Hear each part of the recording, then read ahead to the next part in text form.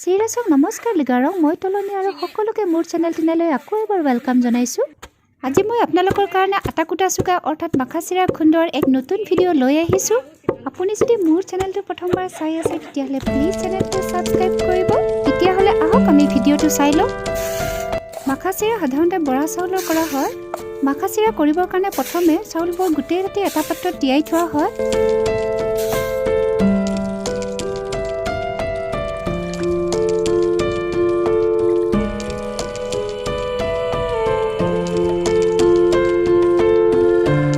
ইয়াৰ পিছত পিছদিনাখন চাউলবোৰ পানীৰ পৰা উঠাই কিছু সময় এনেকৈ থৈ দিয়া হয়।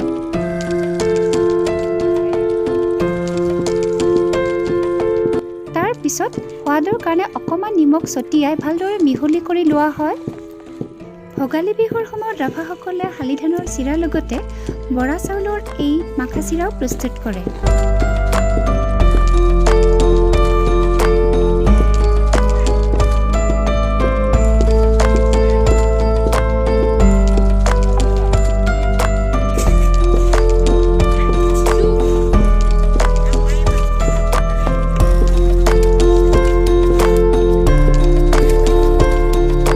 পিছত ইয়াৰ পৰা অকণমান লৈ খোলাত এনেকৈ ভজা হয়।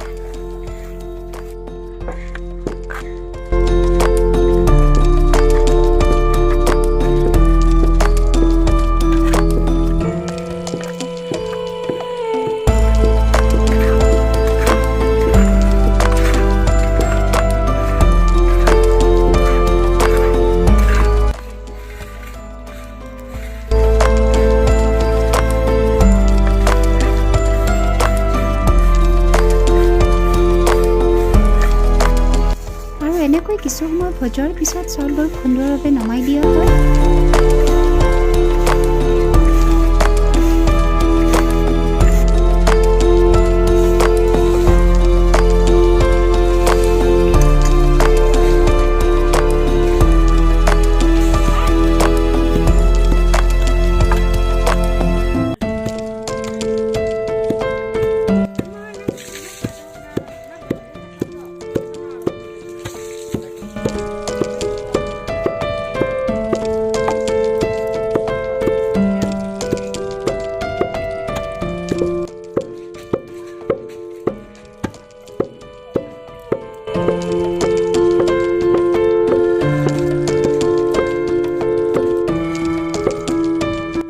মাখাচিৰাবোৰ বৰা চাউলৰ হোৱাৰ বাবে অলপ আঠাজাতীয় হয় আৰু সেইকাৰণে এনেকৈ খুন্দি থকাৰ সময়ত কিছু সময় খুন্দোৱাৰ পিছত ইয়াক ওলটাই লৈ আকৌ খুন্দোৱা হয়।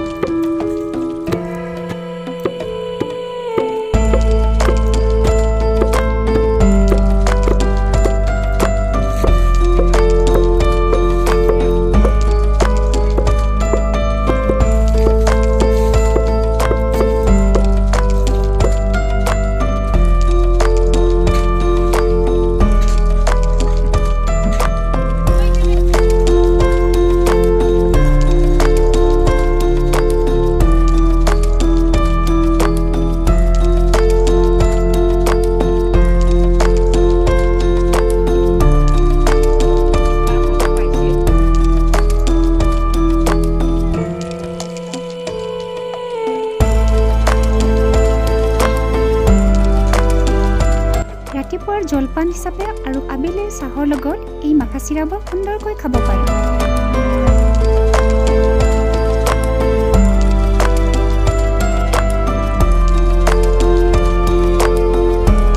এই মাখাচিৰাবোৰ গুড় বা চেনিৰে গৰম পানী বা চাহেৰেও খাব পাৰে।